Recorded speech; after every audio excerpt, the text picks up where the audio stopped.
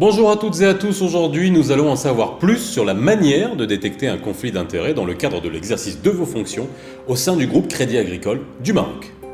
Pour rappel, une situation de conflit d'intérêts peut survenir dans tous les métiers du groupe sans aucune exception. En effet, en tant que collaborateur du groupe Crédit Agricole du Maroc, tous les métiers peuvent être exposés à une situation de gestion de conflit d'intérêts. Tout le monde est de ce fait concerné.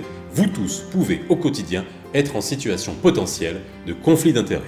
Pour bien comprendre comment cela se présente, il faut savoir qu'il existe deux types de conflits d'intérêts.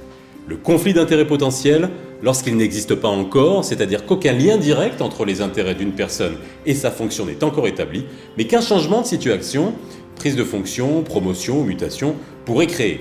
Prenons un exemple, lorsqu'un prestataire soumissionne pour un projet avec le groupe et que le collaborateur fait partie du jury, le collaborateur doit d'office se retirer de la commission pour ne laisser place à aucun potentiel conflit d'intérêts.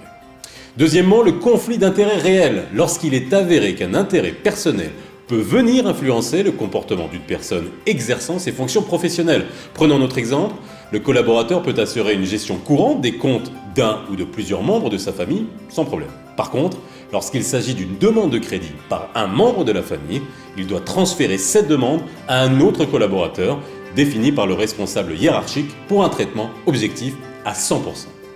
Et c'est là que la direction de la déontologie intervient à travers bien sûr le dispositif de prévention et de gestion des conflits d'intérêts fixé et mis en place par la politique du groupe. Cette intervention a lieu pour prêter main forte à l'ensemble des collaborateurs, pour les sensibiliser, les soutenir et les aider à y faire face en identifiant toute situation de conflit d'intérêts et son type.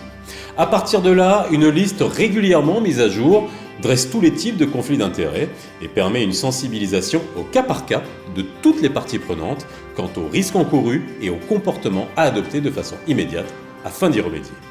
A noter que le conflit d'intérêts peut principalement survenir lorsque moralement votre groupe se retrouve à assumer plusieurs rôles dans un projet, une action ou un chantier bancaire, ou lorsque globalement votre banque se retrouve à fournir une prestation à plusieurs clients ayant des intérêts concurrents dans un projet déterminé. Voilà, on se donne rendez-vous mercredi prochain à 11h sur le portail interne du groupe pour un nouvel épisode de Tout savoir sur la gestion des conflits d'intérêts.